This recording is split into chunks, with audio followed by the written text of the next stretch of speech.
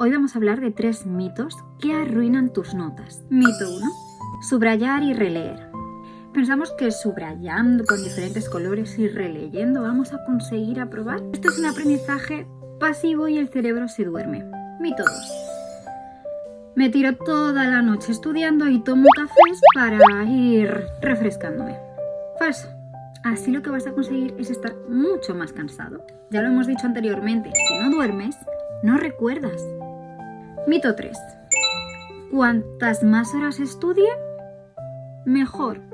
Falso. A los 50 minutos, tu retención empieza a disminuir. Tenemos que intentar cada hora y 10 hacer pequeños descansos para que nuestro cerebro respire, pueda volver a activarse.